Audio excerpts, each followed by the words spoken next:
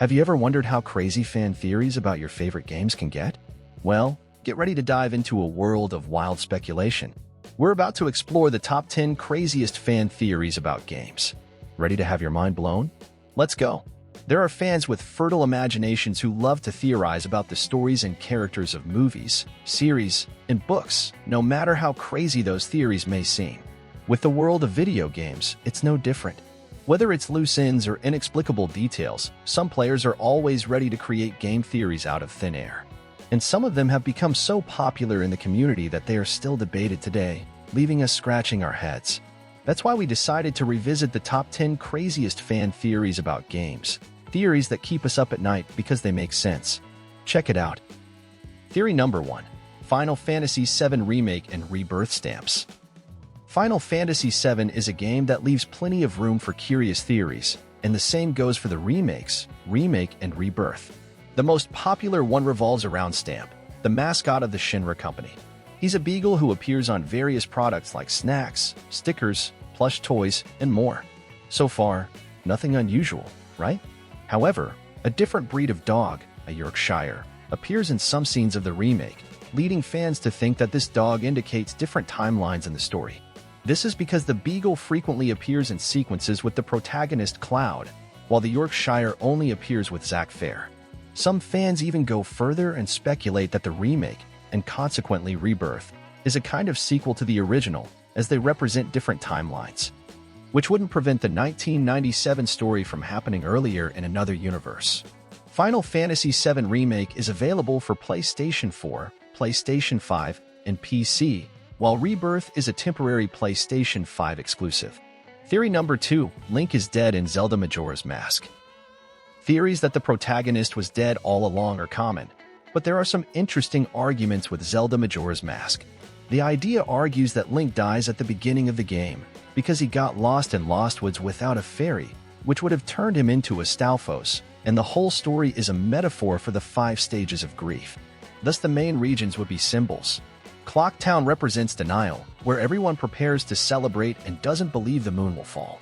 Deca Palace Swamp is anger, Snowhead Mountains are bargaining, Great Bay Beach is depression, and finally, Akana is acceptance.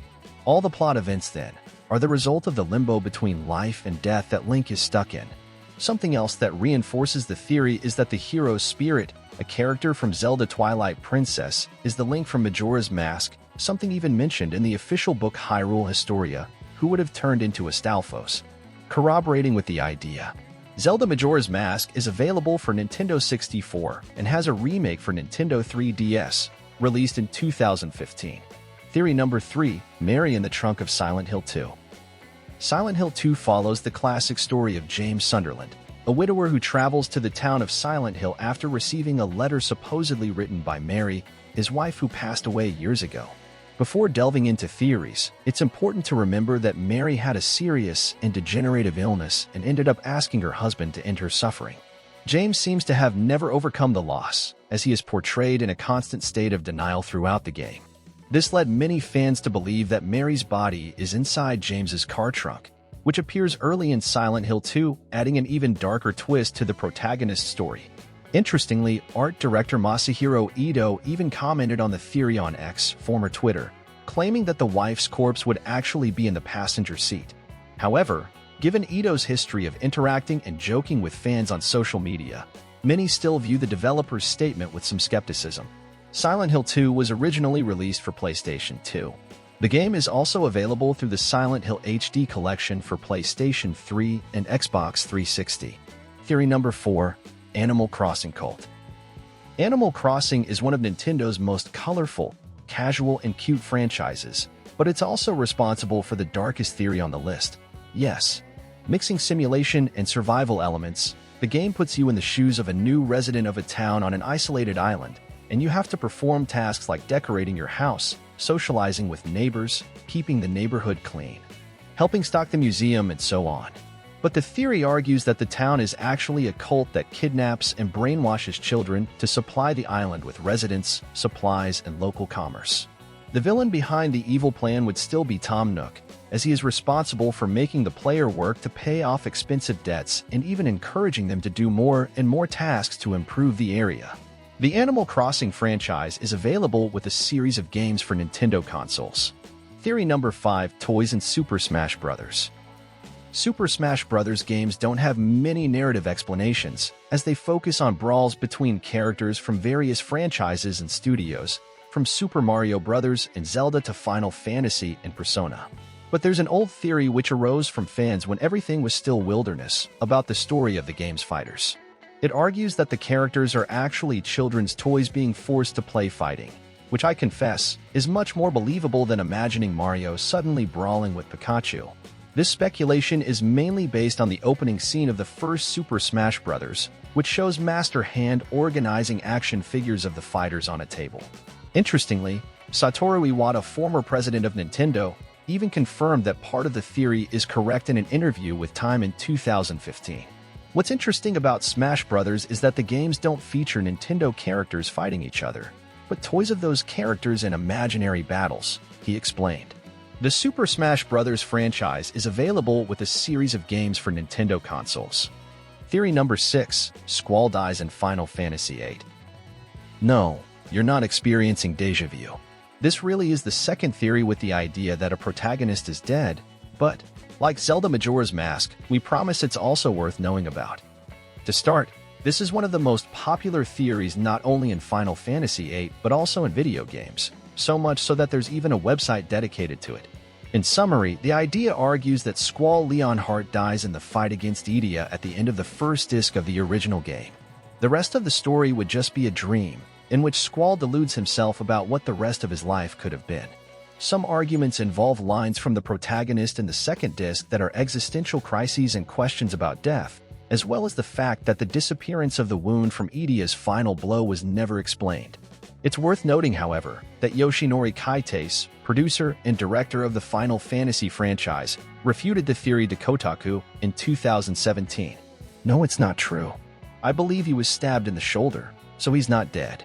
But it's an interesting idea. So if we ever make a Final Fantasy VIII remake, maybe we could use that version of the story, he concluded.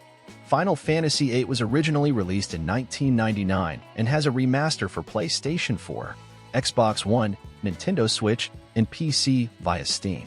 Theory number 7, Resident Evil Infected Cast.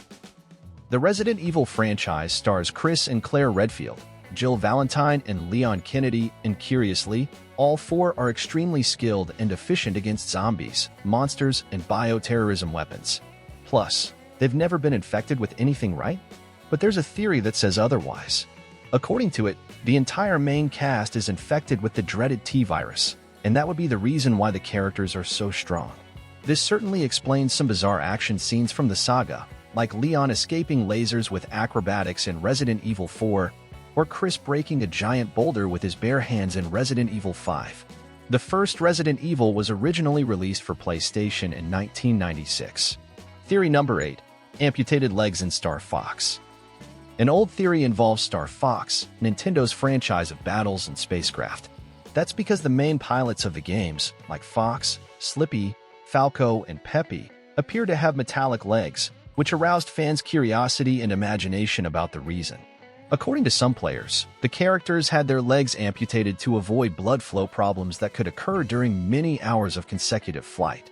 This also explains other details, like Slippy not having amphibian legs, for example. The theory became so popular that it reached the ears of Shigeru Miyamoto, the franchise's creator, who didn't like the idea very much. It's funny because when we were creating this game, we just wanted to take animals and make them more human. But we didn't think about the problems that the design would bring later, explained the developer in an interview with The Game Theorist in 2016. The first Star Fox was originally released for Super Nintendo in 1993. Theory number 9, Pokémon War. Despite the Pokémon franchise having numerous theories, the most well-known is from Pokémon Red and Blue, which defends the idea that a war occurred just before the game's story. This would have decimated most of the world's adult men, and so children started training the little monsters. There are three main arguments supporting the speculation. The first is that there really are few adults in Kanto, and the only men who appear are elderly, gym leaders, or members of the Team Rocket. Red and Blue's parents, for example, are never mentioned. Another argument is that the city's infrastructure hints at past conflicts, with the abundant presence of hospitals and training gyms. Finally, the last defense is a line from Lieutenant Surge, Vermilion's gym leader in the first generation, who claims that electric Pokémon saved his life during the war. Pokémon Red and Blue are available for Game Boy. And lastly, theory number 10, Uncharted and The Last of Us in the same universe. The Uncharted and The Last of Us franchises share several Easter eggs, as they are developed by the same studio, Naughty Dog. But one of them caught fans' attention so much that it gave rise to a theory, at the very least curious. During the first chapter of Uncharted 3: Drake's Deception, it is possible to find a newspaper reporting the discovery of a fatal fungus, which is being investigated by experts.